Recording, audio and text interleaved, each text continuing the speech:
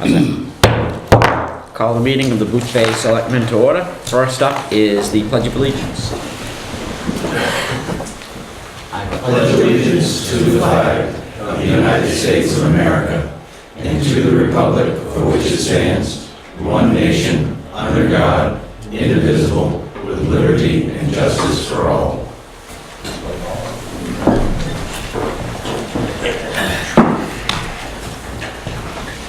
First, we'll do public hearings. First public hearing is for the Boothbay Playhouse, Susan and Dean Domeyer, map R5, lot 10A at 275 Wiscasset Road. Renewal of special amusement permit A, B, C, and D. Jim? You'll see a recurring theme on all of these except for the white anchor that they're relicensing.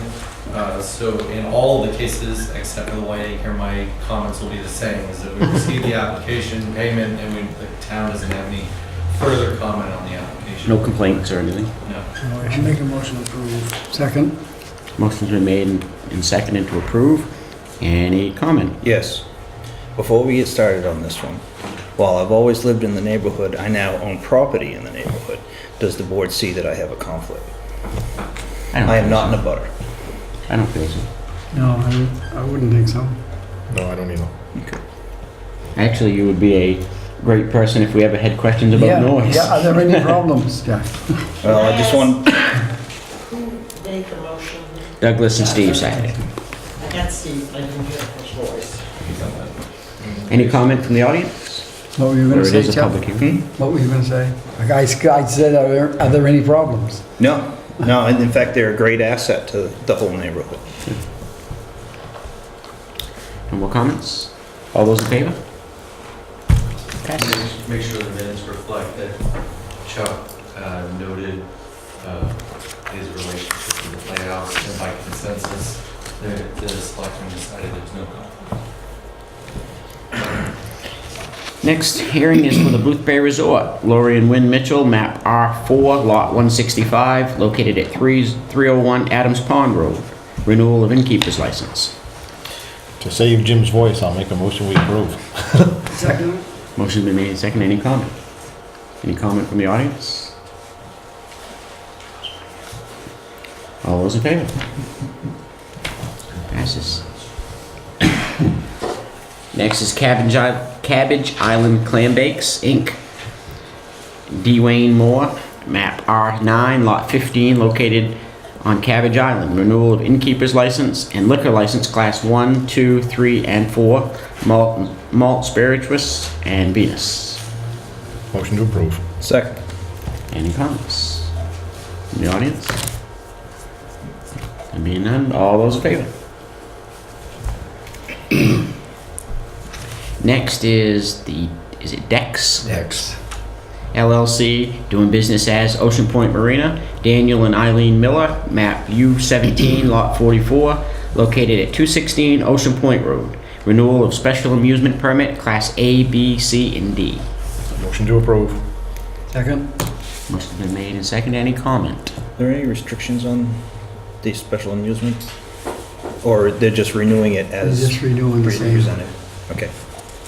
Any comment from the audience? There being none, all those in favor? Next is Five Gables Inn, LLC, Stephen Plosner. I hope I... Plostiner, sorry. Map U15, lot 30, located at 107 Murray Hill Road. Renewal of innkeeper's license. Motion to approve. Second. Motion's been made and seconded. Any comment? All those in favor? Next is Hudson Yachts, Inc. Shipyard Cup, Timothy Hudson, map U16, lots 3 and 9, located at 14 School Street. Function date August 8th, 2014. Special amusement permit, class A. Motion to approve.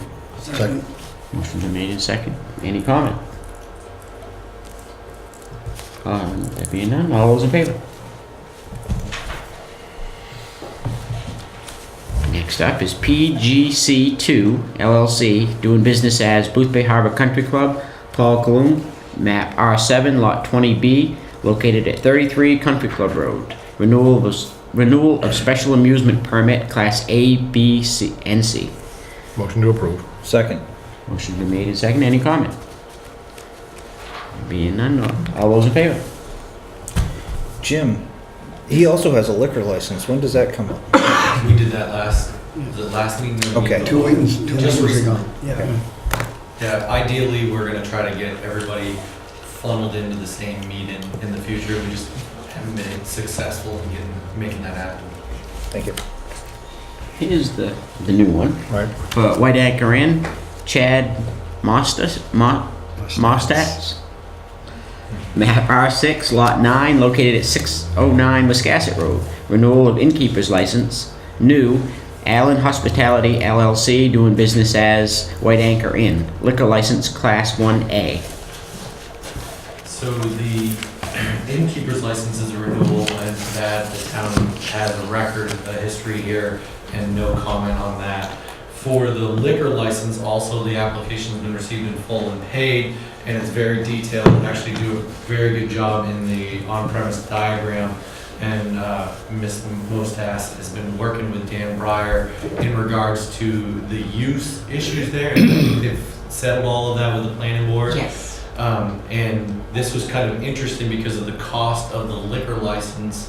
The Mostas didn't want to get the liquor license, find out they couldn't do the use, and vice versa, get the use and not be able to do the liquor license. So we've actually been working pretty closely with the applicant on this one, and we feel like we understand it, and we don't feel like we have any objection as far as staff, but it's also a new liquor license, so we understand if we're gonna have a little bit more time to do the public hearing and see if anybody has any input. They met all the planning board criteria then. They did. And this is on premise for the guests of the inn, right? Yeah, and the biggest complication I think was food, is that correct? Yes. Food is a requirement for the serving of liquor through our ordinance. So I think an arrangement has been made to have food at another local establishment. So it's kind of a neat dynamic, a little bit peculiar on a case-by-case application, but it seems to have been working out, and the town would like to give it a year ride and come back at this and see if it works. But it's going to be open for the public as well, correct? Oh, yes, yes. How close is the food establishment to the inn? It's next door. Okay. T&D Variety is going to provide the Works out well. Catered for us. Motion to approve. Second. Motion's been made and seconded. Any discussion? Any public comment? There being none, all those in favor? Good luck. We'll have a few tomorrow. And that concludes the public hearings. Next is public comment. Quiet public. Next on the agenda is Russell Pinkham representing the Shellfish Committee. He brought recruitments by the looks. No, that had to be appointed as committee members. To be appointed, okay. So in your packets, I gave you another copy of the Shellfish Conservation Ordinance so that you have it fresh in your memory. Also, you'll see in the memo that I supplied you is Mr. Pinkham is putting forward Stanley Carter Jr. and Craig Barber as potential appointees to the Shellfish Committee. Plus, we'll have to appoint Russell as well. We've let those terms expire, so we need 3 terms. If you do appoint any one of them, we should stagger those terms on 1, 2, and 3 so that they expire in staggered terms. So technically, we have nobody on there right now representing Boothbay officially. Technically, and Boothbay Harbor has 4, yet 3 spots. I'm not sure how that happened. How did that happen? Boothbay Harbor. Well, we had a meeting last Thursday night, and I posted it in the paper for 2 weeks, and we had elections, and we've got 2 members from each town. Only one has to be a clam digger. It states in the ordinance, so. But now we've appointed 2 to Boothbay Harbor, 2 to Boothbay. We finally found 2 for Edgecombe. Getting these committee members has been next to impossible in some of these towns. People will say they'll do it, and then they don't want to do it, so. But now we've got Craig and Stanley are gonna do Boothbay, and Douglas Perkins and Sean Gray will do Boothbay Harbor. And there's two other, Donnie Clark and Kevin Brooks will do Edgecombe. And pretty much should take care of that. And they appointed me chairman, they want me to be chairman again, so. And The reason why we asked for you to come originally was we was approached by, we all had to do Right. with the non-residents. and that's been taken care of since then, isn't it? Yes, but what it was the non-residents, was the guys that go digging came to me, being the chairman, and asked, because the non-residents wanted to know if there's any way to grandfather, because most towns do grandfather. The DMR encourage it. I've got an email from DMR that says they encourage it because loss of income they have after being in one of these ordinances, and then you just haul it away. And plus they like the interaction with another town within the town. So I said, sure, I'll talk to DMR and see what you want to do. So I talked to DMR and they said, like I said, no problem. And so the way I understood it, it wasn't an amendment. All we would have to do was change a paragraph. And once you grandfathered the 4 non-residents, there would be no more lottery. So all you would have is 4 non-residents. That would be the most you'd have, unless, say, Boothbay, who sold 19 licenses last year, they would have to sell 29 this year to put another license forward, with the chances of that being slim to none. So that's what we were looking for, but then after I talked to Tom Wooden, he said he wanted it to go before the selectmen and everything else. So we said, fine, we'll just table it and do it next year. Yeah, no, in order to make that change, Russell, it'd have to go before town meeting. Right, so that's where I misinterpreted. That was my mistake. So I told Jim we're not gonna pursue it, and we held the lottery today, matter of fact. So Boothbay Harbor had theirs, and Boothbay, and I think Edgecombe is tomorrow, so. About Southport. Southport doesn't have one. They have one commercial digger, and that's it. So, and so you have to sell 6 before a non-resident becomes available. They go 6, 10, and then after 10, it has to be another 10 before another non-resident becomes available. So, but other than that, things have been pretty smooth. Actually, pretty boring. But I'm glad to hear you find. as far as it was stated at the meeting that all non-residents sell to me, there's only one non-resident that sells to me. The other one sells in Waldeboro, the other one doesn't dig. And as I told all of them, even the residents, I'm a place of business, you can sell there if you want to, you don't have Our concern, I mean, we could care less where they sell. to. Right. As long, our only concern is as long as the ordinance is being followed, because that's ultimately, Well, that's what we're trying to do Right. now. That's why we had the meeting with the elections. We're gonna make sure all these guys, myself included, are all sworn in by the selectmen, and we'll make sure if a term expires, somebody fills it. And that's I think, trying to go by the book now. I think Jim's a little more, on the ball about making sure the appointments too. So, I mean, I think your committee is one of the committees that just kind of fell by the wayside in the town's eyes. If you guys didn't scream for something, we figured you was okay, and Yeah, I think the last time anything had happened was Chuck was saying was we were gonna raise license fees, and then we decided that each town would chip in the $1,000, you know. That's going back That was about 4 or 6 5 years now. Yeah. Actually, 5, I think it was better than 5 years ago now, so. We appointed a new warden, and that was about the only major thing that happened this year. Nick Uppleman, I don't know if you know, is the warden now. It's not unusual for a policy or an ordinance to get stale when you don't execute it often. And Russell and I we probably exchanged 4 to 6 emails a year. Yeah. And that's our communication with the Shellfish Committee. So I'm not surprised that it got a little stale. But sometimes the getting back on track is a little bit of shock. How did we get off track? And I think they're on it. so if we was to appoint Russell for a full 3-year term, and then one for a 2-year term and one for a 1-year term, that would get them staggered. Do we appoint 3 or do we appoint 2? Because you said Boothbay Harbor appointed 2. No, So they have does each 4. town have 2 representatives? They have 4 of them. Each town is supposed to have a minimum of 2. Okay, so we can 3. Yeah, we went back and read the ordinance on that topic, and myself and the clerk. And for the record, I tried to give my job up, and nobody would take it. It states that municipal officers of each town shall appoint 2 of its shellfish committee members and at least 1 licensed commercial clam digger. The way I read that says 3. Right. And, it doesn't say or, it says and, so. Does it matter, either one of you, which one's 1 year and 2 year? Just get reappointed in another. Right, it's just to try to keep them staggered, so you don't lose all 3 potentially in 1 year. Right. And just for the record, you gentlemen are Boothbay residents. Yes. I know Russell is.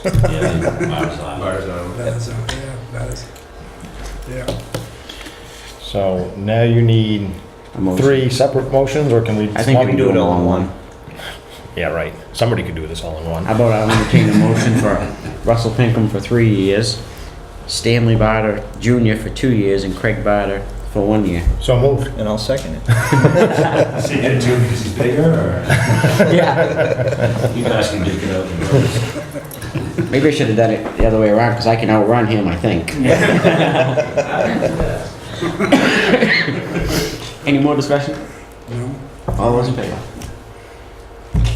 So if I can get you guys within the next few days to come in the office and take your oath of office with the clerk. She'll I take have to that. come in tomorrow, so. You're not done yet. Almost.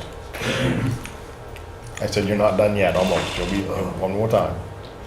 Swear in. Just a swearing. The swearing in part. Okay. You're done tonight. Yeah. Thank you, guys. You're scared of that. I know. I saw the look in the face, I was like, I guess I wasn't clear enough. So, Now, just, we appointed them to finish out this year and start their terms right. effective July 1. I mean, that's how I would, Yeah. considering there's only another month. That's how I interpreted the motion. Okay, so you want it to finish this year Once we, and next year starting July? So Russell would go to 2017, and then the next one would go to what was it? Stanley was 14, I was 16, and then the other one was 16. and then after that, we can reappoint the terms of the same number of years. Now that Right. we've staggered them Right. initially. They can be 2 or 3 year terms from now on after, from now on, whatever we choose.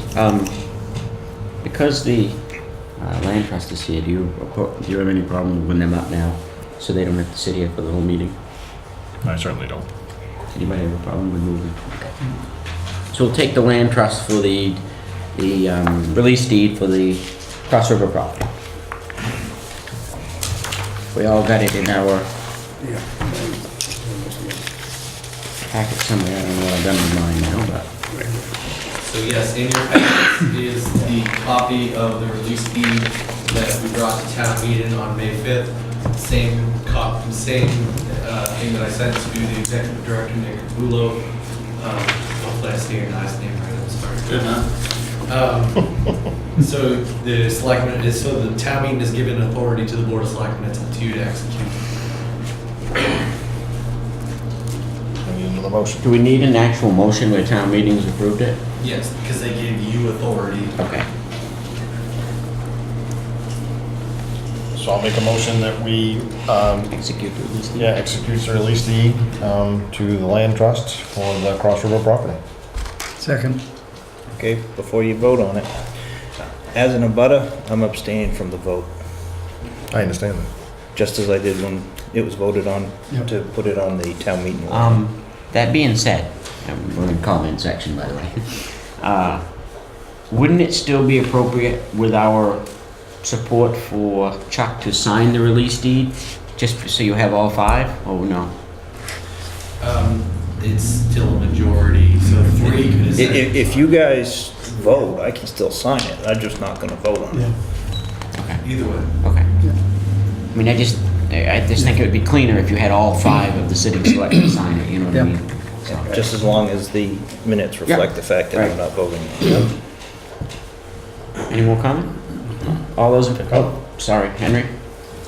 Question, have you put down on paper what you plan on doing with the property?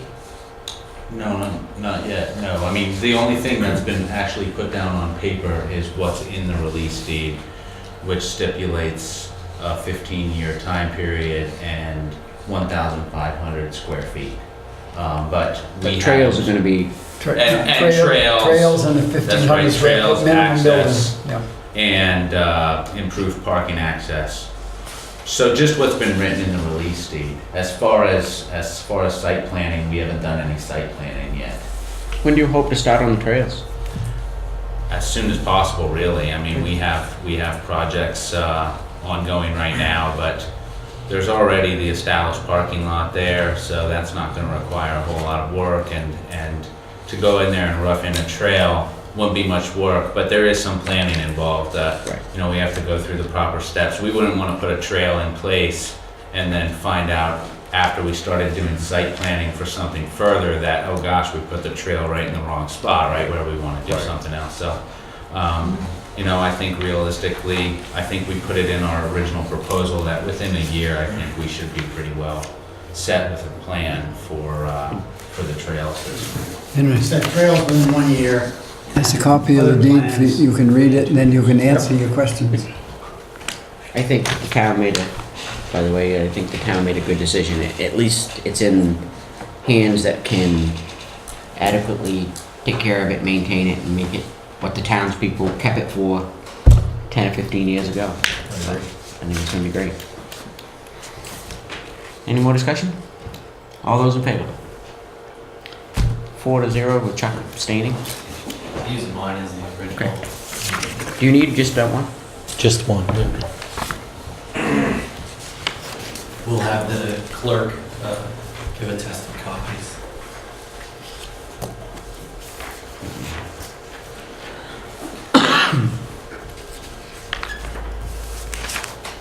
So I can get a attested copy and we'll send it to the registry of deeds. Oh, you guys want to record it? Yep. Great, Yeah, it's easy to release.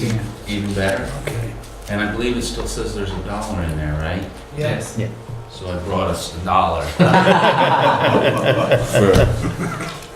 for the selectmen. Wonderful. If you hadn't, Henry would have brought that out. I'm Right, I sure. think- Right, actually, it's both. Actually, I think it was a gift for us to give to you. And we have the right, But we now have, you've given us a donation. He's given us $1 to buy it back. Are you saying that you don't plan on doing anything in 15 years and you just assume we're gonna need that to buy Not it at all. back? That's definitely not the case. well, thank you very much. Yes. That is for the town. Remember the Yeah. occasion. Well, I'll have the clerk get an attested copy of the pre-recorded deed, so you'll have it, and then we'll get the recorded deed to you too. Great, Okay. wonderful. Thank you very much. Thank you. Good luck with it. I think it'll be great. Thank you, and we'll keep everybody updated, of course. Okay, good for them. Should we do it for them as well? Yes.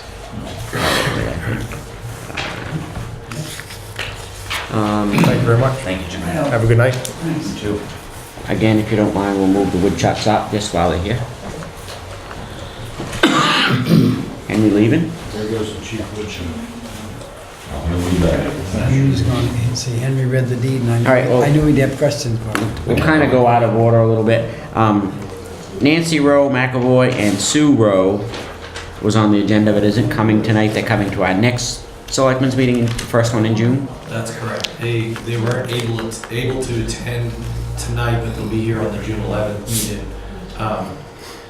There's not much I can do to prep you for the conversation anyway. So I told them that I wouldn't be here. You'll probably have more of a skeleton agenda at the next meeting. But essentially the Rowe sisters are going to ask the selectmen if they can take the horse trough that is now in the garden up here, originally donated by the Dodge family. I'd have to check record books about when it was donated. They want to see if the town would entertain taking that water trough and locating it down at the footbridge, and whether that is actually taken the donated property and given it to them to locate there or loaning it, we didn't get into that level of detail. Currently, that is being used as a planter in a prominent spot in the garden. It's mounted on granite. And I told Mrs. McAvoy that I didn't even understand what might be the answer here, and they would have to have this discussion with the selectmen.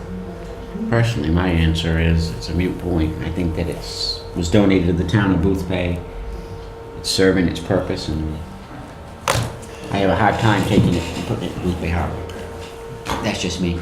I don't know what the rest of you think, but Yeah, I have a hard time with the Dodgers donating it to the Boothbay and then us, circumventing the Dodgers and handing it back to somebody else. I'd have to hear their reason for Right, for wanting it. There's got to be some underlying. I'm not telling them not to come. I'll certainly entertain listening to them, but I'm not convinced as of right now. There must be some stipulation that was donated. I think it was we didn't go back to the actual acceptance by the town. First of all, it's probably going to be a little bit time consuming to go back and try to find the acceptance of from the town. Luckily, they understood the history of it, and our clerk understood the history of it. So we haven't researched that. So I don't know if there's any conditions on it, but I would assume that it's one of those, here I have a historical piece and I give it to Boothbay, and the clerk was telling me originally it was located on the common, and now we found a better place for it in the gardens. And I think the only recommendation I would give to the selectmen is to ask the garden club what their thoughts would be. Well, not only the garden club, but you also need to ask the Dodgers.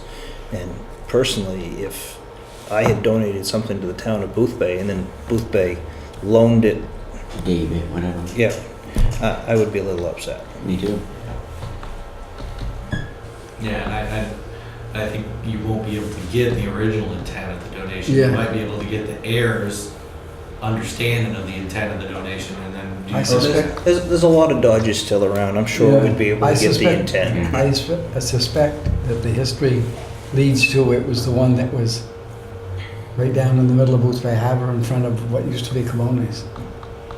That would be the reason why they'd want it down there. That's my guess. Is it originally came from Boothbay Harbor? Maybe.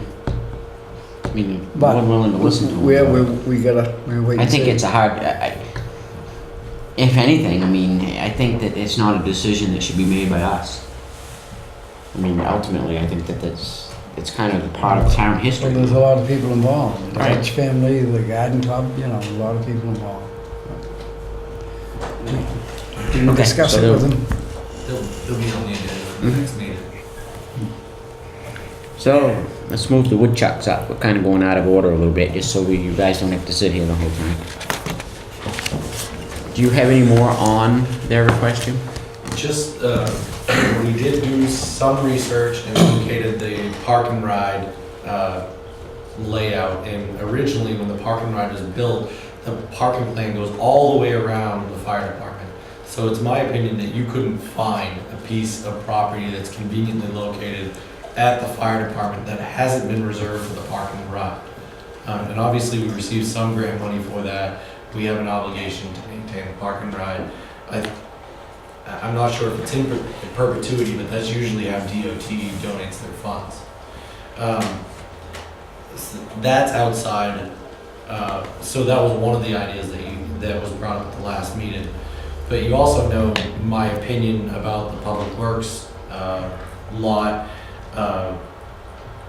In a perfect world, I don't think we would give up a piece of our operating public works facility for anybody, but we have reserved a spot and it's semi-working that spot is available.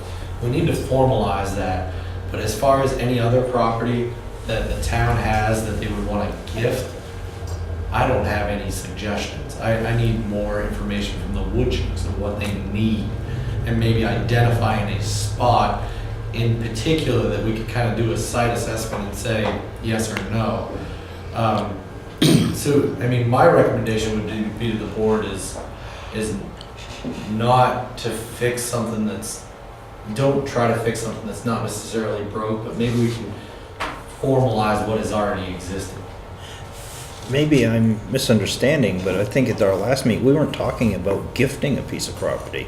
We were talking Leasing. about allowing them to use a piece of property. Well, Yeah, but the whole point was last time it had to be a lease because that covered everybody. Right. Right. Yeah, but a lease isn't a gift. No, definitely not.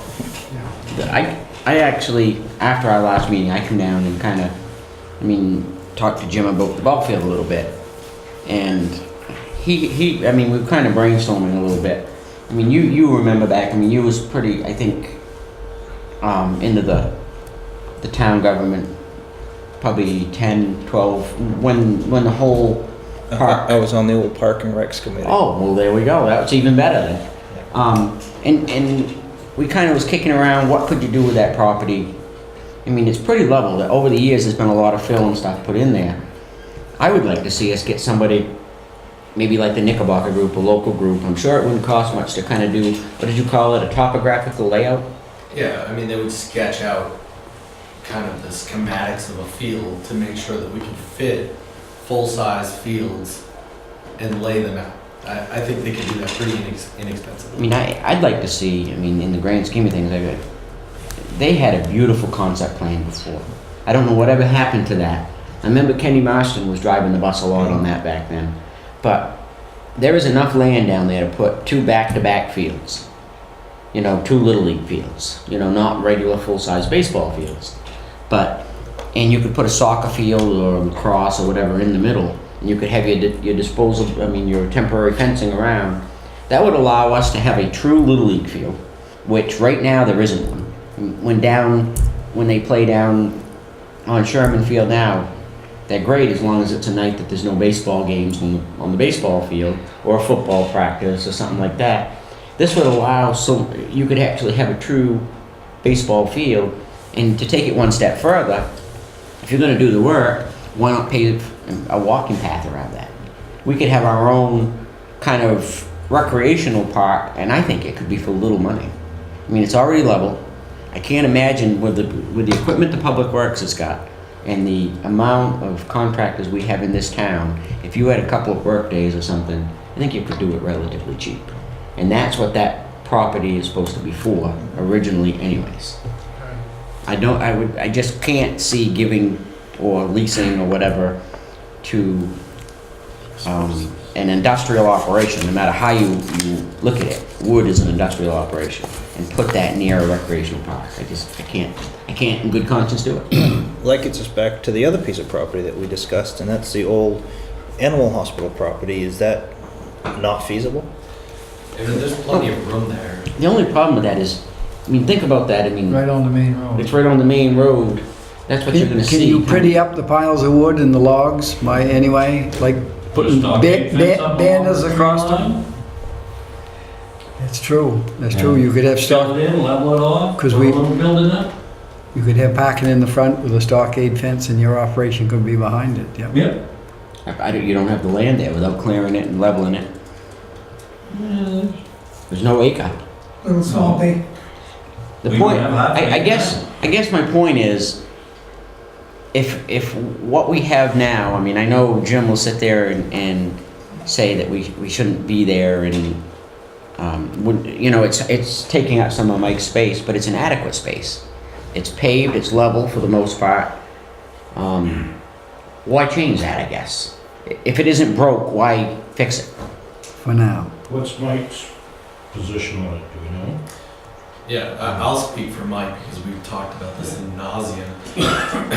Is that's Mike's law, and as long as you tell him you have this square to work in, he's going to organize it and try to maintain it to the best of his ability. He doesn't feel like he can do that with the woodchucks because the woodchucks don't work for him, so he has very little control. Now it's on a piece of publicly owned land, so we do feel an obligation to have Well, it maintained. He supervises the land. Right. Does he, it would be helpful if Henry knew what Mike's guidelines would be, and then we could determine whether we could fall within those guidelines. How far does the land go? If you're facing the front to back of Public Works, how far does the land go on the left-hand side? I see rocks being dumped there, I see, About the tree line, I Yeah, believe. not much further than the tree line. okay, so it stops Yeah. right there. Because beyond that would be country club, right? Country club, right? Yeah. A middle ground position here.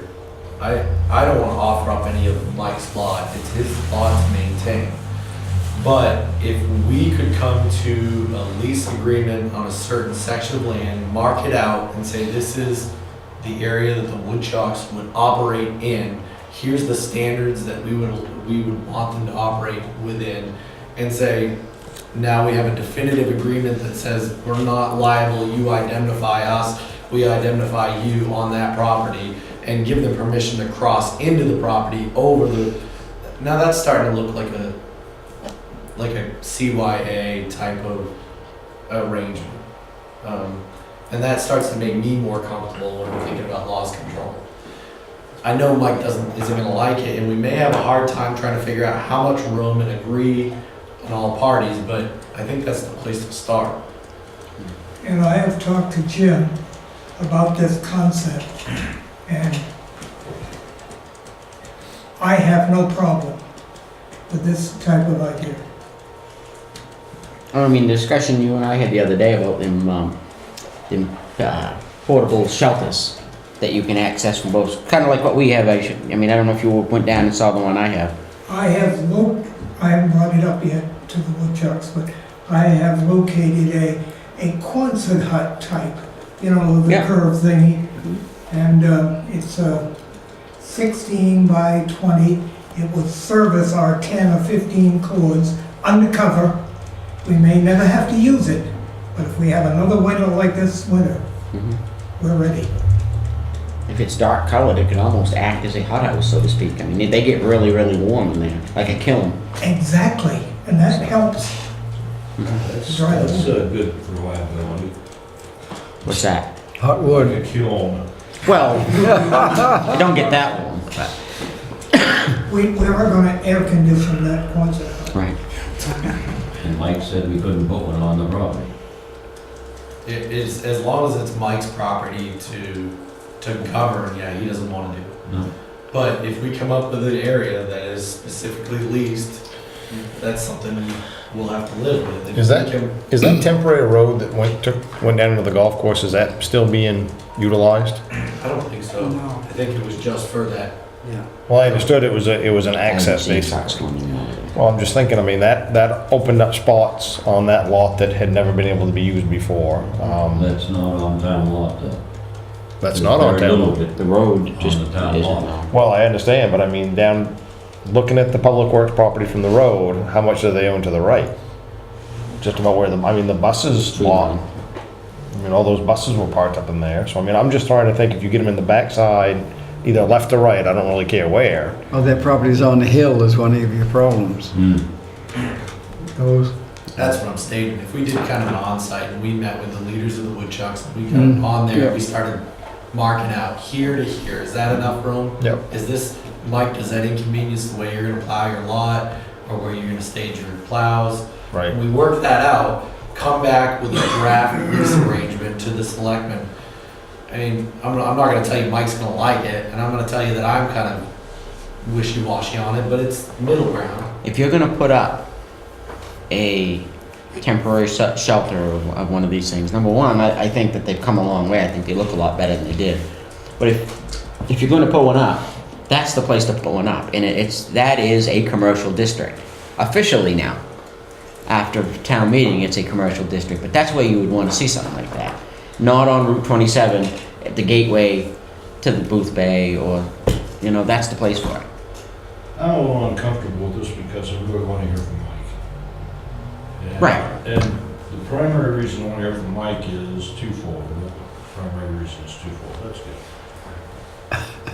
The first is, we don't know how much wood we're gonna get. I mean, you've seen the thing shrink and grow in this past year pretty flexible. from manageable, totally out of control, and now it's almost manageable again. From time to time, we're gonna get 10 cords of wood dropped off. I mean, it's just so, Mike, and the other thing is we need Mike's good offices. I don't want to go in there and say, you know, this is too bad, all the work you've done for us. Now we're going to step on your toes again. So, you know, if we can get access to the slope that we're on now, plus able to put the wood in without stepping on his toes, I don't have a problem with that. But once again, if this is a worthwhile venture, the thing that we need to do is keep it relatively orderly and keep the wood under cover. I don't think anybody wants to see Billy fall down a 15-foot stack of wood. No. The last time I saw it was an ugly sight. It was the hollering and the screaming. It was Well, it terrible. wasn't. No, it was frightening.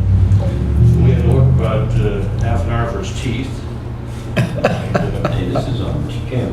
Yeah, he's gonna be televised. Well, And that's why status quo is not also acceptable. Well, and I appreciate that, but part of that is the fact that we didn't have the facilities or the ability to get the wood under cover. And so we're using the front loader and we're using the gravel to move this around. well, I think Jim's got something when he says we ought to line up an onsite.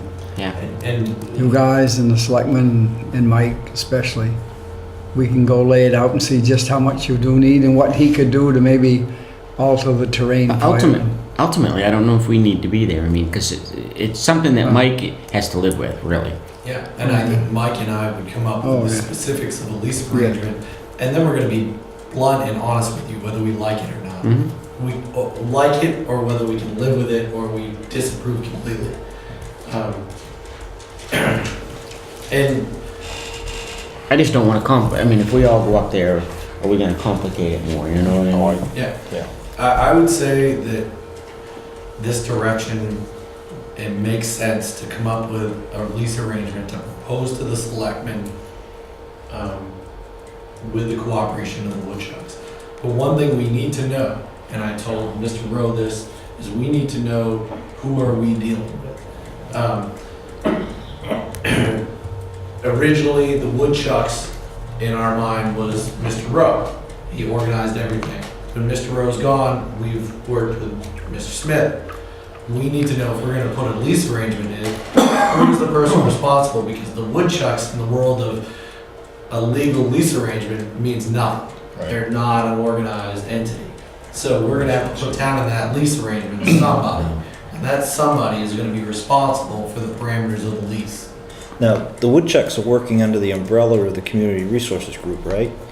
So, We are supplying them with statistics of how many hours we work, how far we drive, things of that nature, so that they can get funding. sounds to me like But you guys we are gonna not need to taking any organize. direction from them. Like we talked about a year or two ago, you guys are gonna need to organize so that we can formalize the lease. They're talking insurance coverage too, possibly. I mean, the reality of it is, you started out with a great idea. Yeah. Still is. No, but my point is, it was such a great idea. Now you've got a great big, I don't want to say corporation, but Organization. organization. I asked him today, does he want us to have a president and a vice president and a secretary and organize it in some sort of a hierarchy? That can be done if you guys feel we need to do that. Well, that's something you need to work out with. Yeah, So this vet's office land is out of the question? Well, these guys answer that question, but my recommendation would be, I just don't think it's the right fit for the village area to have a woodlot there. I did make an effort to contact Big Al up here. He has 5 acres in there. But trying to catch up with Al Cohen is a grease monkey. And I will continue to try that too. Wheeling and dealing. Steve, how much land do you got over on the other side of your place? I do not have any. What you see is what I'm on. And while I appreciate everything the woodchucks do, they are really providing a service. All the things that we talk about with their operation, their flex of having wood and being a mess for a little while and picking it back up, it's not a town issue.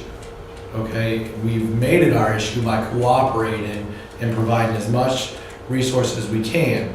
But you also need to think, at what point do we separate and say, that's not a problem? And I'm trying to say that with the most gentle and kind words. I do appreciate it. Well, what is the value of 30 cord of wood? Is about what we passed out last year. Right, but what is one instance of injury and liability to the town worth? Much more than 30 cords of wood. Is it possible for you to hold release from liability from each of the volunteers, at least temporarily, until we can resolve this issue? We did that at one time, and that is... Is that acceptable to? That's what we're operating under now. Yeah, except you don't have a release of liability from all of us. The answer is no. Okay. Because I mean, that's an individual release of liability, but we're also talking about you're operating on town property. What if there's damage to town property while you're there? You know, there's too many layers of responsibility. We need a release from you, so. Yes, we need, and that's why a lease makes sense, is we would write in the lease that we identify you on your property and you identify us while you're transitioning over our property. That makes sense. Yeah, that'll fold up. Well, I think it's you'll excuse the term, but a community effort which involves 4 towns. This may be a private discussion that we need to have with Henry. But it sounds to me like the direction we're going is that the Community Resources Committee probably is in a better position to work with the selectmen. Which is also not an organized group. They're working towards that, right? And do I understand that correctly? Well, I think you'd be working with the congregational church, at least temporarily, while we resolve a lot of other issues. Which is an active, organized, nonprofit group. Yeah. But, again, this requires an awful lot of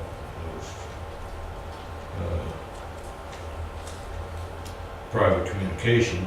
And in the meantime, I don't think any of us want to go out of business. I mean, the reality of it is, I don't want to make it sound like that we're against what you guys do by any stretch. It's just a matter of we need to look out for the best interests of the town of Boothbay. I don't think the town could afford to buy me a prosthetic.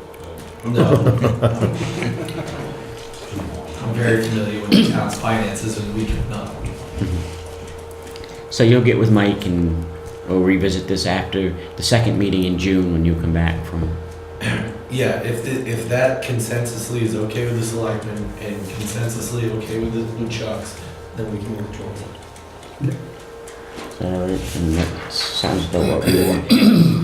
It's okay with me, except for the fact that we still don't know who you're gonna sign a lease off to. Or, you still don't have I'm not trying to throw a wrench into the works, but in this whole discussion, the town can't really lease to anybody because we don't have an organized, what's the word I'm looking for? Organization? We don't have a formal organization. And I can't speak for the woodchucks, and I would never try to, but it is easy to incorporate with the state of Maine. It doesn't make you a nonprofit, it just makes you incorporated and you are an actual entity. But then you gotta think about how do you protect your entity now? So, I mean, there's a lot of... Henry, have you thought of visiting with Mr. Cologne where he butts all the property around the refuge district and ours? See if he'd like to do something. He does so many things that are good for the community. He's got the money. No, he's got the land and Yes, just... it's more valuable. Exactly, that's what you need is land. And he's liable to say, well, have the corner surveyed off and just a thought I had. It might be worth a conversation. I think it would be. That's not a bad idea, I mean. He butts purchased all- some of the pit nearby Right. too. Down the Yeah. He's got road. it all. Exactly, down the road. Yep. 'Cause he butts all the way over to Elbridge's and the power line and How far past the recycling does he own down the, by those Well, pits? He owns that- down Beath Road. That pit that's on the Beath Road on your right-hand side. He Been bought that. Up Off in- Elbridge? up in- That He one of bought it off in Elbridge's. Elbridge. yeah, Both of his pits. Interesting. yeah. So see, he's got a lot of property down there off that road that's commercial zone. And the closer you are to the road, the easier. Right up on top of access. that hill and all that now. There's a lot of private residences. This one. No, there's, One up on there's top some of the on hill. Your father's old place. Oh, yeah, no, out behind there he owns. Right. Yeah, the Out ones, behind the it. ones up along the road, obviously, he doesn't own, but the property behind all of those, he On does. the right-hand side of the road. Is it his entrance that abuts your, the east side of the old? Yes. Yep. That's up in the work Talking garage. about that property, or you're talking down? Down below. Down below. Well, I mean, he owns it all. I mean, Right. the thing is to walk the line and look where good possible spots might be.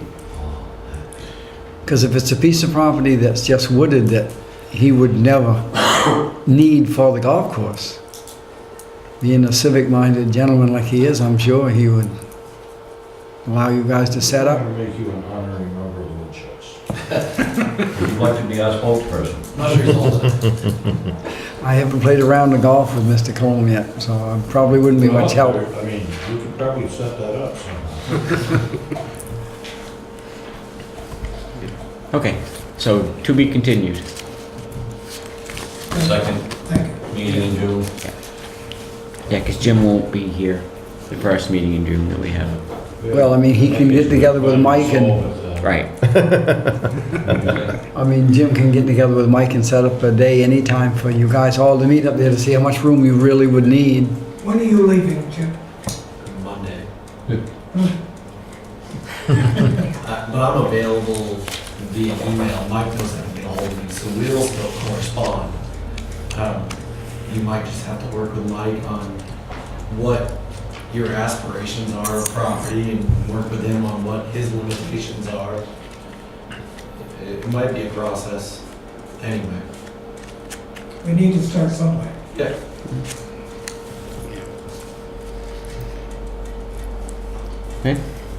Next on the agenda is the approval of the minutes from the previous meeting of 5/14/2014. So moved. Motion's been made and seconded. Any discussion? All those in favor?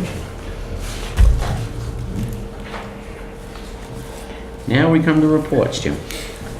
So the first one is kind of fun. We'll see if I can maintain my voice long enough to get through it. So I put up the new website that will launch on Friday. So I wanted to give an example of how the new website will work, although we still have some content to do over the next couple days. You'll notice at the top, the domain is a temporary domain. People will still go to www.townofboothbay.org, but that won't kick in until on Friday. So until Friday, I'm going to use this temporary domain. So anybody in TV land, don't go to that website. The website is really user-friendly. We spent a lot of time on the look of it with a lot of assistance, so it came out really pretty. I wish I could take some of the credit for it, but I can't. Some of the features you'll see on the new website are going to be really helpful to the user, like the search bar. Essentially, as we put in content into the website, you'll find out that you can still search it through the search bar. In this case, I put Cunningham in. We found out that we have a Cunningham that is on our website. It comes up under the search bar, and if you click on it, you'll see Mr. Charles Cunningham, and it shows his board membership on the Selectmen, the Refuse Disposal District, and the Comprehensive Planning Committee, because he's doing all of those. It's kind of a neat feature that as we create a profile in our website, it automatically populates in those areas. And I chose Chuck, but I could choose somebody that we have more of. Essentially, we have a bunch of fullers that are going to show up here. Gene, Chuck, Barrett, Heidi. Heidi shows up twice, and that's just a glitch in the fact of the way we did the input of the information in there. But it's kind of neat in a small town where you have people wearing several different hats that you can look at somebody and see all the hats they wear. Another feature that is going to be available, the search bar, also the where do I go for. We populate that feature too. So if I create a section, like say I'm putting in the administrative code ordinance, I can simply check off boxes from the administrative profile that says I want this to go on the where do I go for page. I want it to be searchable in the search bar. And I also want it located on the selectmen's homepage. And it will do all of that, and it cuts down the administration time. It makes it really easy to do. But those are features we want people to understand how to use, is go to the where do I go for, go to the search bar and use those features. It's going to make it much easier to find all of the content on the website. Another new feature on the web page will be the frequently asked questions page. This will take us a little more time to populate, but as we deal with questions that come up time to time in the office, staff has been told to generate those questions, and we'll put them in the frequently asked questions page. I created this one just the other day. How do I contact the selectman? Here's a little tutorial on how you would contact the selectman based on this page. And essentially it says click on this link. If you read through it, if you click on that link, it's going to bring you to the Board of Selectmen page, which has our current selectmen, and we have all of the content management to go in there and change that on the spot. So if Dale resigned right now, and we can pull that down tonight and have it reflected there. This is, I'm going to show you on the Board of Selectmen, but this is a helpful feature for appointed officials.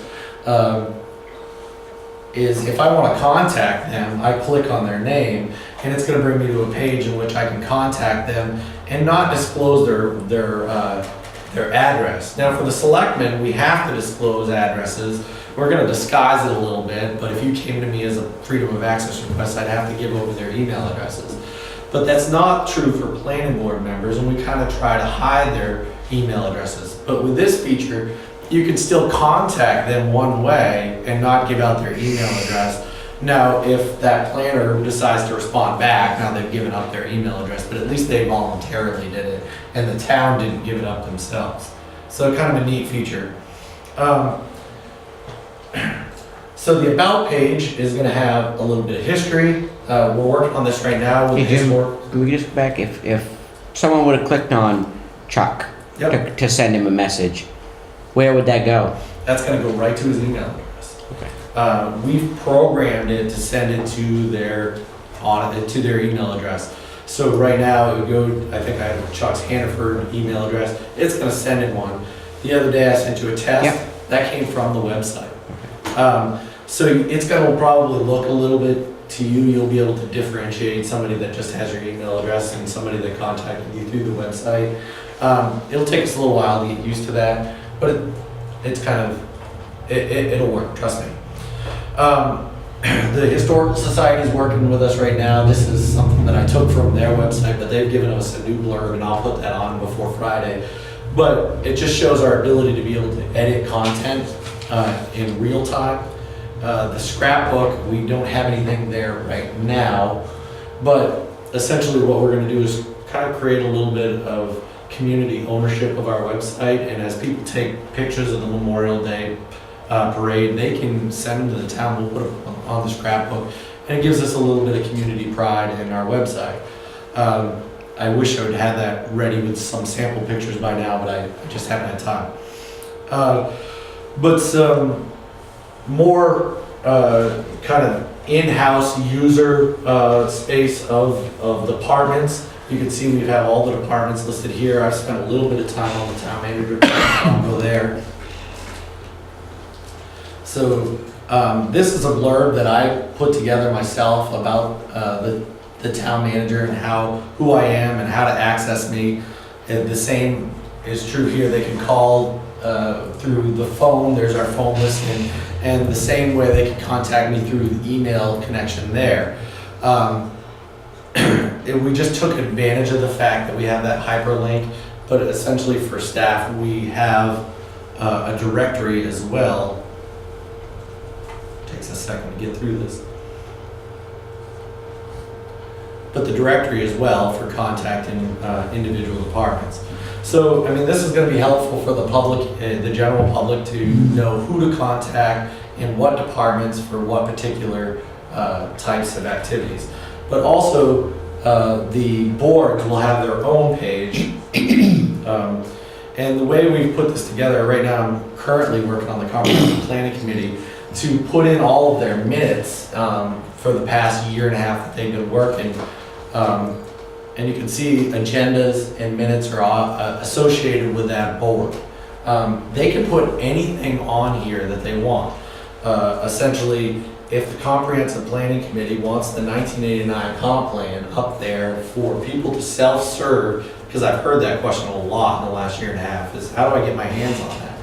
Well, it's right here, it's just a link.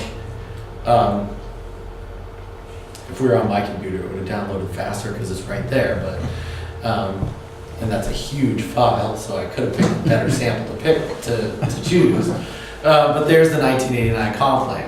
So it just shows the user ease that we have of putting information up there. I put some other plans that are up there that are readily available.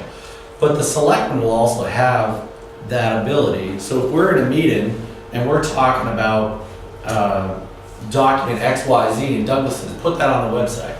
Put it on the website. So while we're literally in the meeting, we can say, while we're discussing that, put it on the website. It'll be temporarily on the website for anybody to look at. And it'll give us a very transparent meeting. A volunteer page is a feature that I came up with. Essentially, this is the same application that we currently have appointees and committee members fill it out, but now they can just go on the website, fill it out, it sends me an email. We bring it to the selectmen like, hey, we've got 3 people that want to be on the shellfish committee. It makes that easier. Obviously, because the town is hip and cool, you can go to our Facebook page right from our website, and you can go to our Twitter page right from our website. We don't use the Twitter page as much as we do the Facebook page, but now that we have this website put up, we have RSS feeds, which we can automatically tweet out, and anybody that likes to stay current with Twitter will essentially get agendas, minutes tweeted out on the town's page. Directions are pretty easy to find. Here we go. Which is just a Google Maps application. And now I know I'm taking a lot of time on this, but I want to show how it works. The residence button here essentially takes a lot of the content and makes it user-friendly for residents.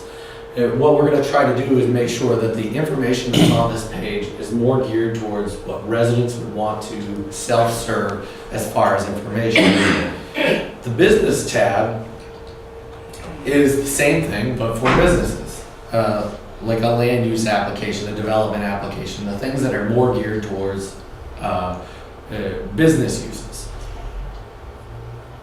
You can see a lot of this is redundancy, but if you make a website that allows you to find something in 5 different ways, you're more apt to find that piece of information.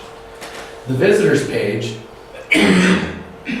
is going to be a kind of a yellow pages for businesses, whether they be for-profit or private, anywhere within the boundaries of the town of Boothbay. I populated this already with all the businesses that are currently on the Chamber of Commerce website. But you don't have to be a Chamber of Commerce business or entity to be on here. You simply have to click on this button, register your site, which will send me an email, which we'll then put on the visitors page. We're hoping that this makes it easier for the smaller businesses to get exposure, where they might just have a phone number and maybe some seasonal hours and may not want to pay a Chamber of Commerce or a yellow page to list those types of things. and it gets them some exposure on the town site. The videos on demand page isn't set up yet. You'll get this temporary page for right now, but as soon as that is set up, when you click on that, it's going to take you to a page in which you'll have an itemized breakdown of selectmen, planning board, port committee meetings. It'll be pretty easy to work with. Some features on the left-hand side is the budget page. This is one that I insisted be there. A lot of people want transparency in their municipal budget. So here's a little blurb about the municipal budget over the last few years. You might recognize this because I took this right out of our 2015 executive summary to the selectmen. And then as you go down further, you guys might recognize this as well. This is the general government budget that I submitted to the selectmen that we just voted on at town meeting. So all of that information is self-serve, ready for people to take advantage of if they want to. Also on the budget pages, we'll put the quarterly reports on budget so people can see how much money we've spent year to date, and we'll keep it populated at a reasonable interval.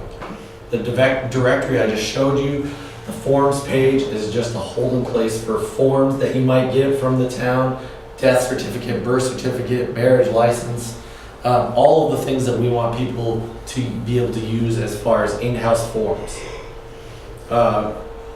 Ordinances is no different than the button in the last website. All of our ordinances, there's a few more that are older that I want to put up there that we don't have digital copies, like the shellfish conservation ordinance and those types. So we'll populate this a little bit further. RFPs, we sometimes pay a lot of money to put an elaborate RFP proposal in the Boothbay Register or the Portland Press Herald. Essentially now we'll have content management of our own RFP, which we can then put a smaller ad out that says the RFP for XYZ is now on the town website. If you're interested in bidding, please go to this site. That's going to save us a lot of money in the long run. You can see right now I've got the 5,500 on there. I just put that as an example.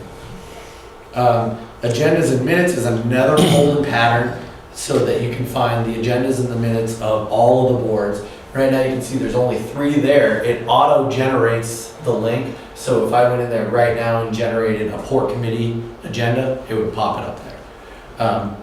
If you click on board selectmen agendas, you can see it brings up the agendas, and this is the last one from last meeting.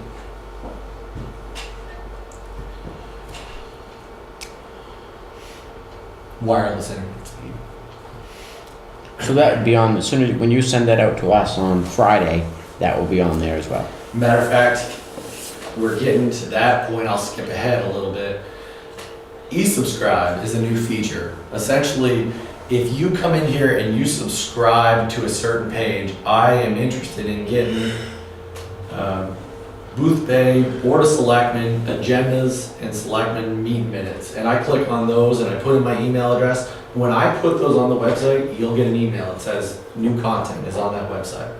Anybody that was getting that agenda email that you guys saw, and there was a lot of people that wanted to get that, I've automatically signed up to get everything that the town puts out there. But you can go in and unsubscribe too.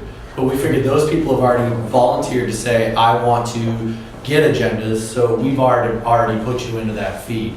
But if you want to say, I'm just interested in selectmen, I'm not interested in the port committee, you can make that determination on yourself. So, are you gonna, is the ability to sign up to have agendas pushed to us? Or do we just get a notification of going and grab it? Like now we get agendas from you. Yeah. You'll get an email that says that there's an agenda on the selectmen's website, and it'll give you the link, and you just have to click on it and take you right there. Okay, yeah, good. As this gains popularity and it's really public access and all that, do you ever foresee this? What's the legality of permits and licenses that need public notice of putting it up here and being able to reduce fees by the, no offense for the newspaper, but the ad fees? Is this sufficient enough to to cover us legally on that? According to the letter of the law, no. There was a bill introduced 2 years ago to say that if you had a site like this and you habitually populated your notices in the same spot, that you could avoid all the newspaper notices. And the lobbyists for the newspapers are very good, and that was shot down. But we can minimize the notices and say, you know, make our notices in the paper smaller and put the more elaborate notices on the website. So it will help us save some money immediately, but you're right, ideally, we would want everybody going to one place.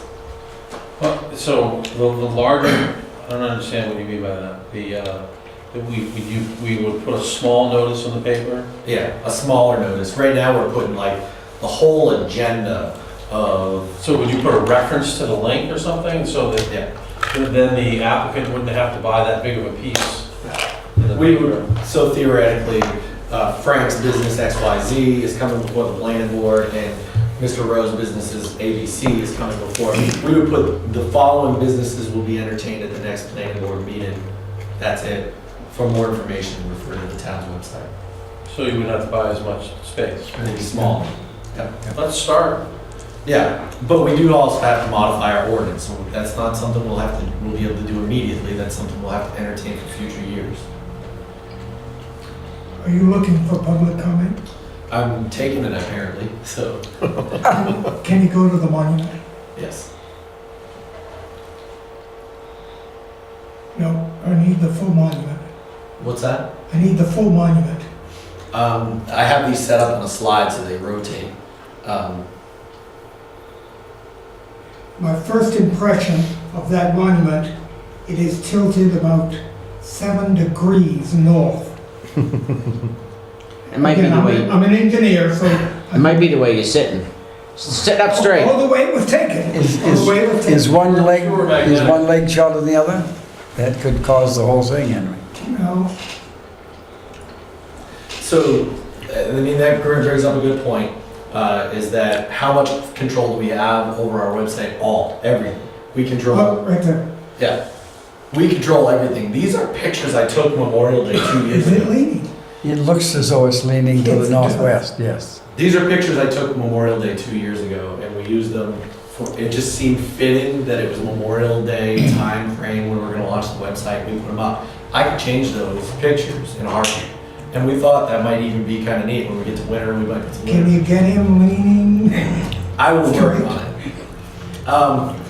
Now, these community links down here, there's a lot of organizations that the town provides tax dollars to fund that we want easy access for our residents. Case of, like the library, we provide taxpayer money, so we put a blurb about the library, link to their website.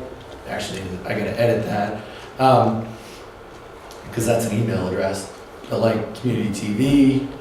Now, as these change, and maybe library XYZ starts up, and or the taxpayers decide not to fund the library, we can take all that stuff down, we can change, modify in any way. But for right now, I took what we appropriate money for, and I put links to those organizations, thinking that they are subsidized by taxpayer money. It's just, it makes sense to have that ability for taxpayers to easily access those organizations. So that it's easier to criticize. Yeah. You know what you're talking about. So, you know, if Douglas comes in and says, I want to write something nasty about the school on the website, and the selectmen decide by majority, we could go in there and write something nasty about the school on the website. I don't suspect Douglas would ever do that, I'm just being facetious. Now, these quick links are also things that could be pertinent to what's going on in town at that specific time. Right now, these are placeholders that I thought might be helpful for the public. But if, say, the selectmen are doing a poll on, do you want to have a referendum vote, put that poll right up there. Link right there, and just say right in the meeting, okay, that's going to be on our quick links right on the front of our website. So these are convenient, helpful ways to keep the community involved. E-services, we actually offer a lot of e-services the public is completely unaware of. So now we've highlighted them with a special button. You can do ATV, snowmobile registrations, boat registrations, burning permits, dog licenses, hunt and fishing license, vehicle registration, and as of Friday, online tax payments. We'll have all of those links readily available up there for the people to self-serve if they want to use those types of services. So you can go in and pay, half a year's taxes, put it on your PayPal account, and bingo, it's all done. I don't know if PayPal's accepted through that feature, but I'll have to look. But you could make a credit card payment. Now, I would tell people to be leery of that. It's still, if you make a credit card payment in the office, it's 2.5% convenience fee. So make sure you understand that before you make any payments. Is that on top of the, oh, okay.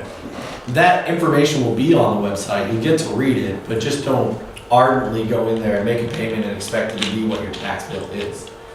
Another convenience fee pays the fee that the credit card company charges Right. the town. The town does not collect any of that money. It goes to the company. Well, it's just offsetting what the town we charge, so. Send us comments. We want people to use this. Essentially, we're going to work out what we think are the most used areas that comments would go to. But like report a road condition, I know that's always a popular comment. Essentially, if it's snowy outside and we haven't plowed you, it's been 3 hours and you want to send a comment, come on here. It's going to send an email. This one's going to send it to me. I'm going to text Mike and say, Where the hell are you? we got to report that we have icy conditions on that. And this is going to be an easy, user-friendly interface for people to use. That goes to your phone? My emails, yeah. I mean, you said it goes to you, so it goes right to your phone. This particular Yeah. one will. There are other ones that we've set up, like if you send one to the fire department, that's gonna go to Dickie. Now, underneath the surface of the website, we've already set that up, but we have the ability to change this. If you wanna send a general complaint, you want it to go to the chairman of the board, we can do that right away. I think you should set it right up. Okay, that sounds like consensus to me. Who is paying for all this? You are. Yeah, the taxpayer is paying for this. But this is a very inexpensive website. I don't have the budget numbers off the top of my head, but I did bring them to the selectmen when we entered into this contract. We have a maintenance fee going forward, but I mean, the maintenance fee next year, I think it's gonna be $1,500. It's not very much money in the scheme of hosting.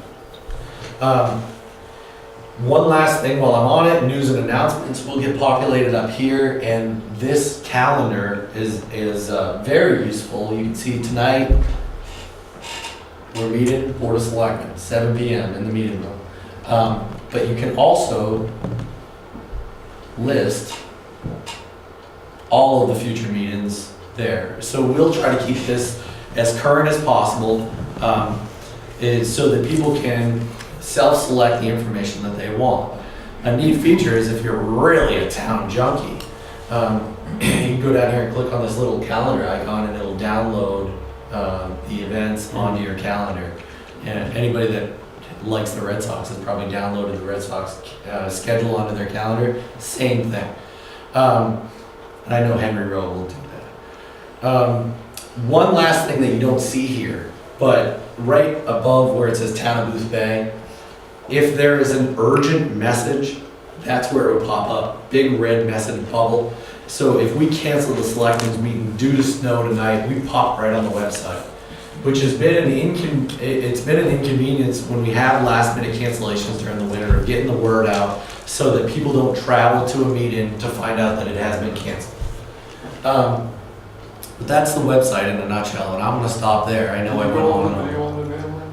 What's that? Did you go over the video on demand? I did go over the video on demand. It's in construction right now, but I can give you a sneak peek of what it'll look like.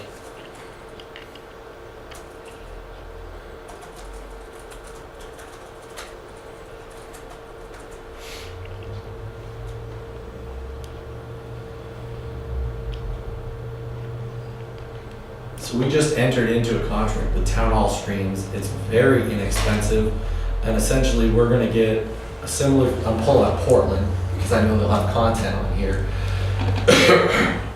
But we'll have a similar look like this, except for it'll say Boothbay Maine. So when you click on that demand button, it's gonna bring you to a website like this. And essentially, if you wanna watch the selectmen's, Portland has issues? Well, figures, once I'm on it, it's not gonna work.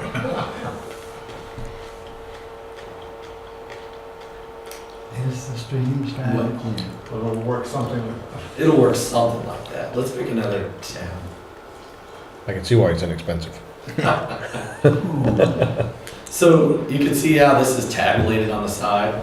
So I want to go to April, I want to watch a town council meeting. Then it's If gonna you're let gonna you. watch an old Orchard Town Council, let's go back a year and a half Yeah. ago. They were fun. So this is going to be available in the near future, so people can watch Boothbay Selectmen meetings on demand, planning board meetings, port committee meetings, all the meetings that we have, and you can self-select which ones you want to do. The reason we went with town hall streams, it doesn't cost us any more to do real-time streaming. So we'll actually have real-time streaming. So it's live streaming. It'll probably be delayed a little bit because of the technology. But pretty soon we'll have streaming video. Will the annual report be someday on here? Annual report's on there right now. Will that eliminate the printing, the cost of the printing? No, we have a legal requirement to produce an annual report. We will probably downscale the amount that we print. We will probably downscale the amount of content we put in, because now we can offer all of that pretty easy. But there are some people that don't use the internet and that won't use these online services, and we want to be conscious of Yeah, but the those. savings can be used in your program. That's correct. Any questions? I think it was great. Sorry I took so long, but I really want to make sure that everybody understands how to use it. Continuing on, reports, road discontinuance, we talked about at the last meeting. I have not had any time to work on it at all, and I will not have any time to work on it before next meeting. So I'm gonna have to get to it when we can. The preliminary 2013 audit, the auditors have been in all day long. Part of the reason why I missed my voice other than allergies, it's going really, really well. And our auditors have already had some very positive statements about how they like all of the aggressive policies that the selectmen have put into play over the last couple of years, and that it's working exactly as we thought it would. The banking RFP, currently, we are drafting an RFP that we plan on bringing to the selectmen in late June to then send out to the banks. In the preliminary stages of this, we invited all of the local banks to come in and have conversations with myself and Laura Halkiotis, the consultant that we brought on, to discuss the services that they offer at their banks so that we can gear this RFP so it's useful and it's not just an ardent type of document. It's going to say, you know, we talked about remote deposit. So now what's the price on remote deposit? So we'll be ready to present this to the selectmen in about a month. The selectmen, through me, have received an invitation from Elliot Cutler to meet, to talk about municipal issues on June 18th, and I said I would extend the invitation to the selectmen and report back. Is anybody interested? I think it's a nice invitation, but I have a hard time with somebody who's campaigning right now to be going. I don't think politically we can, as a board, should go representing as a selectman. You know what I mean? If we want to go individually, we all have that right. You know what I mean? But I just don't think that we should. We've met with other candidates before in this office. During public session. Doesn't mean you support it. Yeah, but it's one thing to have them come in an open meeting when the Board of Selectmen is setting. It's another thing for, I mean, think about it. Any candidate, if you're going to come to a town, they want to get their picture taken with the Board of Selectmen. What a picture means 1,000 words. I just have a problem with that. If they want to do it during a public meeting, like we've had Senator Chris Johnson here and McDonald and stuff during our open meetings, and they're saying, you know, I am so-and-so. Don't have any problem with that at all. I just think going to one of their functions as a you know what, I don't know, that's just my opinion. Is it a function, or is he just gonna be in town and he's looking for input? He's in town, from my alternate hat, I also know that he wants to meet with like the Chamber of Commerce and businesses, so he's gonna be down on the peninsula for the entire day. And it was very thoughtful for him to wanna reach out to municipal leaders to find out what their issues are right now as far as the gubernatorial election. So I told him that I would forward the invitation on. I don't know, I'm torn, I see both sides of it pretty clearly, but I have a hard time with it. I think the invitation goes as individuals or if you all want to show up. He obviously invited me too. I'm going to have to say I'm not available, which is an easy out. So if anybody's interested on an individual basis, let me know and I'll respond back. I'll wait a little while and respond back. The MMA Executive Committee recently met and I've been trying to bring up issues that I think would be interesting to the selectmen as we meet. So in your packets, I put a memo, it's an internal memo from MMA, from the State and Federal Relations Department head to the Risk Management Department head. And essentially we talked about this quite a bit. There's a lot of things we got into detail at that meeting on, but it's mostly a lot of things that the selectmen don't really care to hear about, insurance issues. But I thought this particular topic was interesting. While you have those legislative and policy flyers that you can fill out and say what the issues are that are important to you, a lot of discussion has been happening in the municipal ranks about the firefighter preemption, the cancer preemption. So last year, it became law that if you're a firefighter and you get cancer, it's automatically assumed that you got it in the work of a firefighter. So the town is responsible for the workers' comp, not only for your firefighting duties, but all the lost income that you have, which has become an insurance nightmare. Don't take anything away from firefighters. They certainly are heroes, and the idea of the law was well intended, but it creates a really significant liability for municipalities. And they're trying to figure out ways to compensate. The way we set aside workers' compensation funds for firefighters are based on their salary. Obviously, a firefighter's salary is not sufficient to cover what their workers' comp liability is. For a public works employee, their salary does reflect what their workers' comp liability is. That has already happened. It is a law that we have to deal with. But the latest fear is that there is discussion that emergency workers may get the similar preemption for post-traumatic stress disorder. So if you're a police officer, a firefighter, an emergency medical service worker, and you deal with a traumatic event, then the preemption is that you possibly suffered PTSD while on the job, and the town is responsible for that workers' comp. Now, is it a fair statement? In some cases, maybe. How does workers' comp work? I get injured on the job. I have to prove that I was injured on the job before the town is liable for the workers' comp liability. This turns it on its head. You, as the town, have to prove that you're not liable. Otherwise, you are. So I want that to be very clear. I'm not lobbying for either side of this. I want the selectmen to understand this issue because I think it's going to get bigger. Any questions on that? That's a big one, I know. Wow. So the departments met earlier today. We had a brief safety meeting.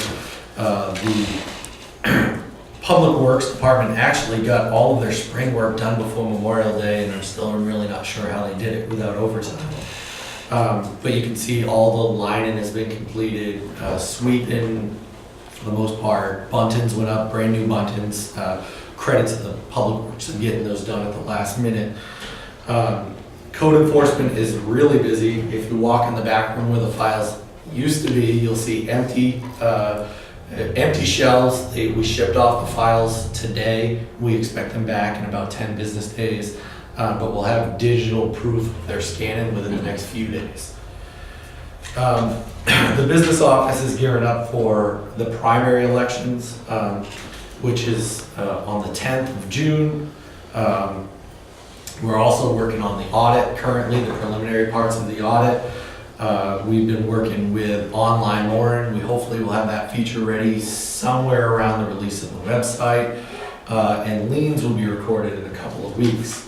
One last note, while I'm on departments, you'll see there was a piece in the paper, a letter to the editor thanking Rebuilding Together for their cooperation, and there was a Dan mentioned. That was our Dan who volunteered for Rebuilding Together as I think a foreman of some sort. So I just wanted to make sure that I put that out, that Dan had volunteered his time in that capacity while we're on air.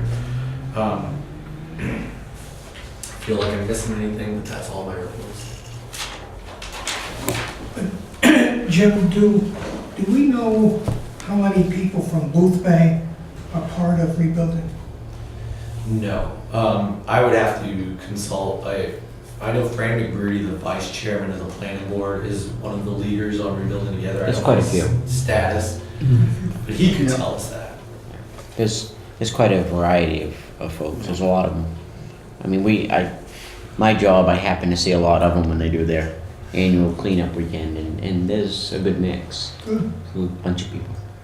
Yeah, and while we're also on the topic of departments, the scanning project, we had multiple employees come in, compensated with comp time over the last few weekends. Dan, Lori, Heidi, Tracy, myself, all came in on the weekends. We took what we estimated to be 46 banker's boxes of files, took out the redundancies, took out the things that didn't need to be scanned, and reduced that down to 25 boxes. It's going to cut the cost of the scanning project in half, and really made what will be the scan files more user-friendly because it doesn't have the nuances of things we don't need. So credit to those employees that came in. Absolutely. That's it for reports. Yes, sir. Move on to old business. We've done the Cross River, we've done the Woodchuck, so we've got fiscal year 2015 appointments, which we had the list. I mean, that doesn't come. Should we advertise for all positions and ask the same people at the same time? And that way you're covering two birds with one stone, and you're getting interested applicants, and you're also asking, so that way if the people that want to be reappointed decides not to, we'll have a list. Because we've got a month. I would say we do. You understand, you see what I'm saying? I see what you're saying, but you don't have an opening until you don't have an appointment. Well, you have an opening technically July 1. Right? I mean, am I wrong in that statement? All depends on how you look at it. Yeah. I don't know. I mean, if we ask and we wait until June 26th, right? Is it June 20? Whatever it is, June 25th. June 25th. And then we find out that we end up with, say, 2 openings on the Board of Appeals, then you gotta advertise.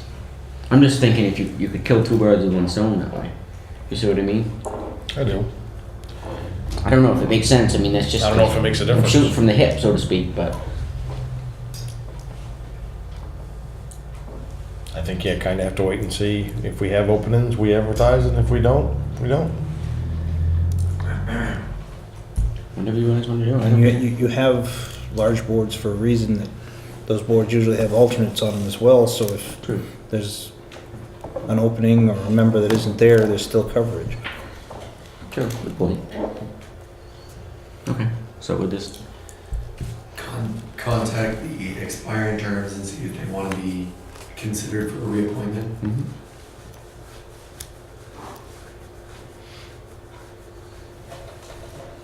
that's it on that topic. I think think so. Advertise on that new website. Be able to on Friday. That's it for old business. Now we'll go to new business for the plow truck RFP. So in your packets is a draft RFP that Mike and I would like the selectmen to consider. Send it out so that we can solicit the replacement of the GMC 5500.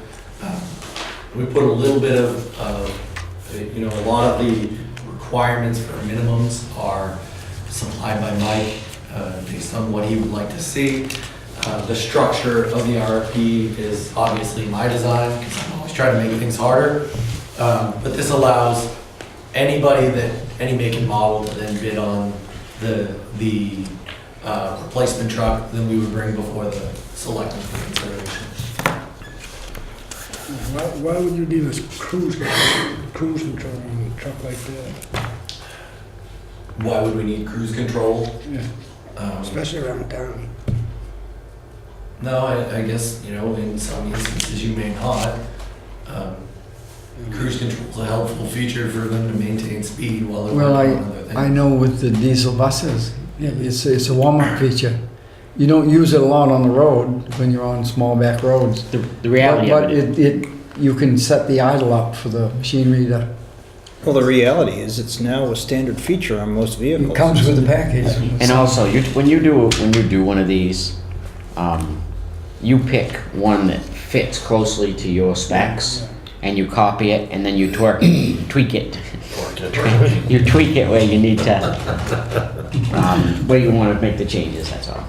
I mean, that's kind of standard practice for everything. That's probably why that's in there. Yeah, we didn't see it as a really an added cost. We figured it was one of those features that was gonna be there anyway, but we might as well list Well, I don't think you'll get air and heated mirrors and stuff, like you say, there's a whole package. And I don't think you could leave it out and get all the other stuff. And we would Now, when you go to insist- buy a car, Douglas, they give you So why are we only buying a cab and chassis? because we plan on then, once we award a bid to somebody, then taking that model and then requesting an outfitter to fit to that specific cab and chassis, similar to what we did with the rescue. It wouldn't be cheaper to just bid that out all at once. No, matter of fact, the opposite usually happens, is if you get somebody that supplies cabs and chassis, they then mark up the cost of equipping it, or vice versa, somebody that equips them up the price of the cab. So it makes a lot of sense to buy them independently. Not if they want to get the bid. What's that? Not if they want to get the bid. Yeah, but that's That's been my experience. Well, if we're good, how does that affect the warranty too? You could possibly have two different people dealing with the entire truck. Yeah, I mean, and we would, that's why we've specified we want to see what the warranty is, but I mean, if you equip a cab and chassis, you're not gonna negate the warranty on the drivetrain, or, there'll be warranties under those specific parts of the truck. so. I'd With this- rather deal with one person when you're dealing with warranties and worrying about the drivetrain with X and the rest of it with Y. You're still gonna end up with two warranties. I mean, if you buy, And actually, how you outfit could affect your warranty on the cab and chassis. it could, if you alter it. Or if it becomes too heavy or too big of a wing or whatever the case may be, Yeah. that can void a warranty immediately. So Jim, you're gonna, according to this, they do Monday, June 23rd at 3, Yeah. and then who open? You guys open them? We open them? We want to open them, that's why we've said 3 o'clock. We'll open them, read them aloud to make sure that it's a fair process. We'll then tabulate and then present it to the selectmen with the tabulation and a recommendation. We expect that it'll be hard to compare apples to apples. That's why we wanted a couple of days to look at them before we bring them to the selectmen. Right? It's fine to do a bid that way. I've done hundreds of bids on trucks and cars and all of that, and I know that when there was a piece of equipment, I would work my vendors very hard to get the best price and the best product. I think I was probably better negotiator than some of these municipalities and these companies were. And so I had a real incentive, so I wanted to get the bids to work the vendors. And also it is, and I'm not saying you should change this one, but it is nice to be able to go back just to one person when there's an issue.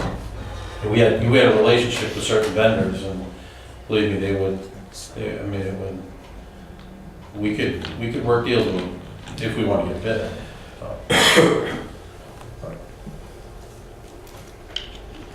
I'm not saying that's why every dealer works, but that's what we do. So. The advantage in this process is when we bid out equipment in the truck, we'll have a specific cab and chassis that we can then grade the manufacturer. The rest, apples to apples, where we might end up with a mixed match of cab and chassis and an equipment vendor, and it will be hard to match them up. Mike can get the plow and the wing brand that he wants. I mean, there are only... Don't some dealers just have... You specify that in the ad. You'd have to specify what you want in the bid. Yeah, you could If you didn't want a Fisher or Myers or whatever you wanted. that and the Iroquois body and, you know. Yeah. I was just thinking if you write into the entire bid what you're looking for from front to back, top to bottom, you're not going to be looking apples to oranges. You're still going to be looking apples to apples, and they're all going to be working off the same paper. If they're giving you different things, then that isn't what we're looking for. Although I think at the fire truck we did that.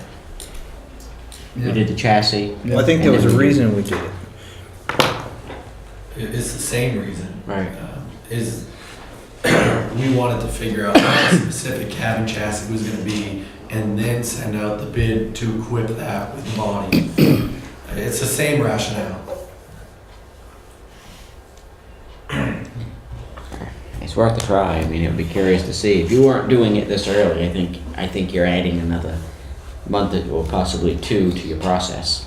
Yeah, plus, I mean, as a dealer, you know, we buy 50 bodies from Salem Brake and Clutch a year, whereas the town buys 1.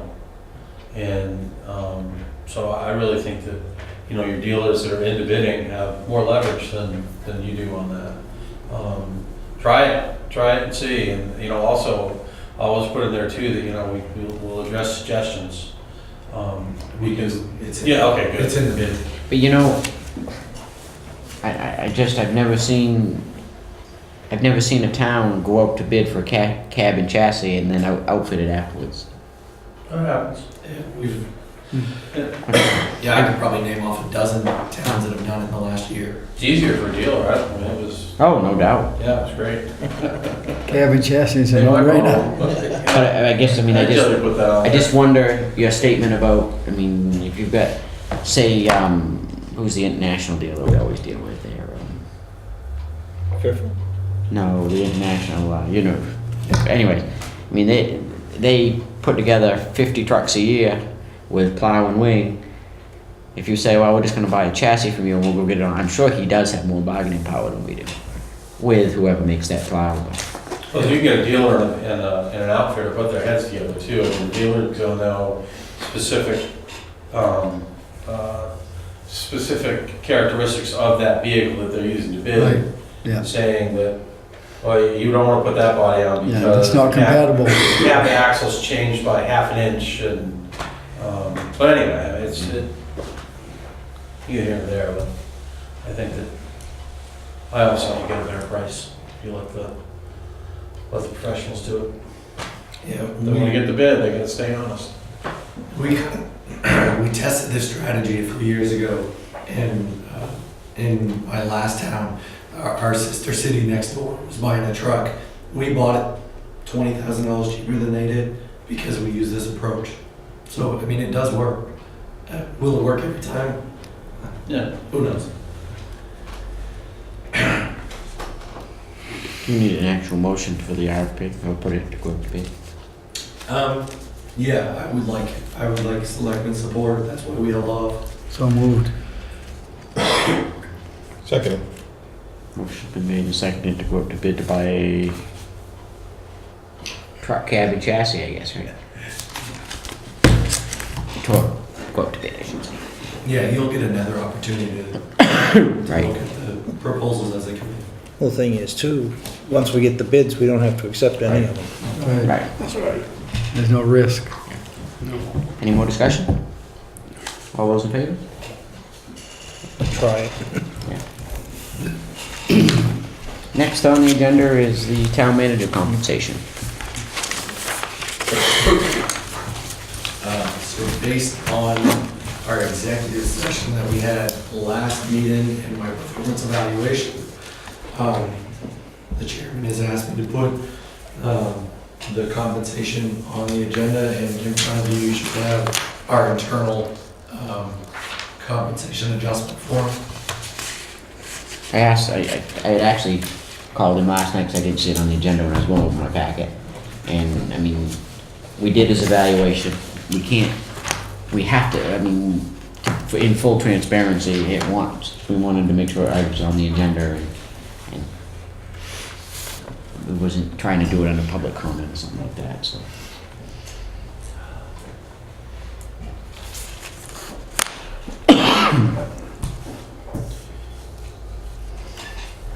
So what are we looking for at this point in time?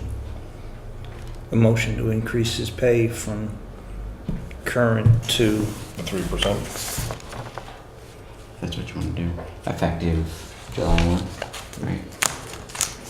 So I will make a motion that we're gonna increase Jim's salary 3% from what it is currently, effective July 1, 2014. Second. Motion that's been- what this is 3%? Yes, I believe so, right? Yep. Yes. Motion's been made and seconded to increase the town manager's salary 3% effective July 1. Any more discussion? All those in favor? Thank you. We're back to public comment. Henry. 2 weeks ago, when you last met, there was a topic brought out about telephone poles. And since that time, there's been a part of a dozen that have been up to Country Club Road. And I was just curious as to whether the old ones were gonna come down. There's still wires on them right now. Well, yes, I understand that, but sometimes in the future, that those wires will be transferred over. I can't say with any certainty. We're No. putting in three-phase power up there. Yeah. They are. Yeah. But like the ones on 96, not to take us off Country Club Road, but on Route 96 up between the ledges, the CMP added the tall ones, and I was talking to one of the outfitters over there. CMP is gonna move all their wires from up on top of the ledges down to the higher, taller poles down on the roadway. But Fairpoint is not taking that investment. They're not gonna move their wires from the shorter poles up on the ledge. They're gonna leave them up on the ledge. So CMP's coming down, but Fairpoint's staying up, and both sets of poles will have to stay, which I find to be crazy, but I'm not into that You're gonna utility. have two poles to, Correct. One down low on the roadway, and the other one sits up on top of the ledges. well, the ones that I've seen are all co-located in. Right, I'm assuming same those, pothole. right, the side-by-side ones, I would assume are coming out, but I don't know. You would think they would say, Oh, after time left But for, shouldn't we find that out at State the, roads. it's a state road. right at the beginning? It's a state road. They don't even need a permit from us. So, States right away, so all I have to do is ask them. right. We can contact the foreman. we can find out, but there's nothing we can do about it, Henry, I guess is Let what me we're know if you saying. need the woodchuck's help. Yeah. You cut them down? Yeah. Soaked in creosote. How long would you give them to take the wires off before you guys No, need them? no, no. I threatened cutting One thing, I guess public comment. Did they?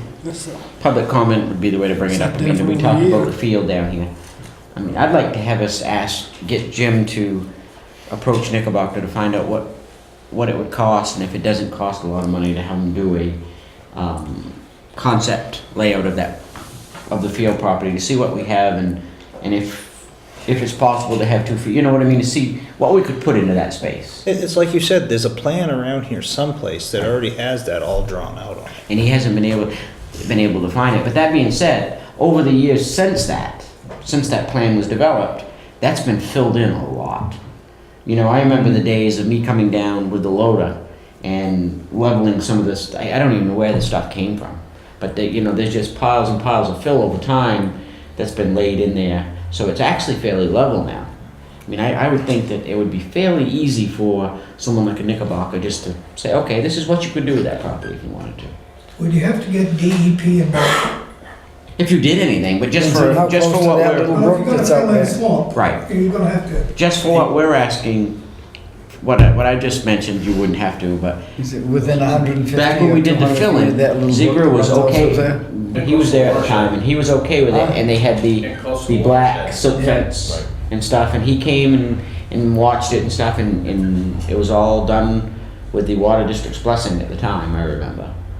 That was a good 10, 12 years ago. Yeah, you might trigger a stormwater runoff plan. Sorry. But I'd just like to see what, you know, have them look at I mean, it would be nice to look at a thing and say, you know, like kind of what we saw with the whole country club. No, with the country club. Just the concept of it. You know, I mean, something on paper that says this is what you could do with it, and at least it would give us an idea of what we have there and stuff. And kind of put it back on the burner, and maybe we could afford to do something, or maybe we couldn't, who knows. But ideally, I mean, I'd love to see 2 fields with a soccer field in the middle and a walking track around it. I think that would be the ideal community field. Everybody would use it. You got your playground there and everything. I mean, it just, what a shame. Then that you gotta second- maintain it. We already do. We mow it. There would be no different. I think he's referring to the asphalt, the walking path and Yeah, stuff. the walking trail would be what you have to maintain. But other than that, we already maintain the field and the playground and everything already. So the actual maintenance, I don't think, is much more than we're already doing. No, the fields could actually use a little bit more maintenance than we have time to put into I it agree. right now. I agree. But you know, I mean, the other side of that is, I mean, I keep going back to Tommy Nickerson. I've talked to him several times about this field, and he's a baseball fanatic, kind of like we are, you know. And he brings up a very good point. You put 2 good fields in there. Right now, the Little League, they have to fight over a field with the baseball and football and everything else. You put 2 back-to-back Little League fields in there and make them proper Little League fields. You could have Little League tournaments down here.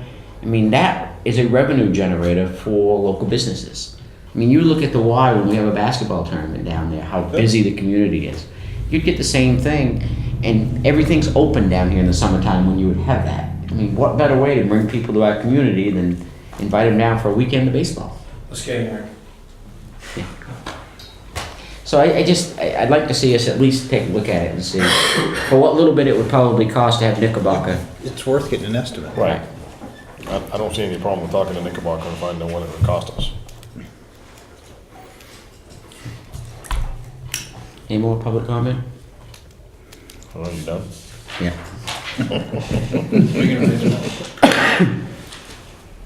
All right, I'll entertain a motion to sign the warrants upon review. So moved.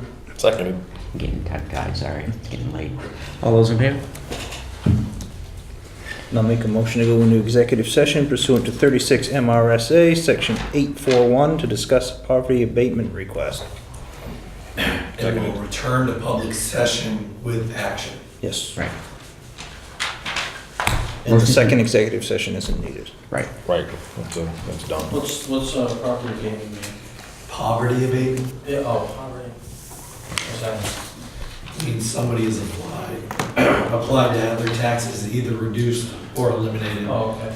because of their income. Okay. Motion has been made, is there any more comment? All those in favor? Who seconded that? I did.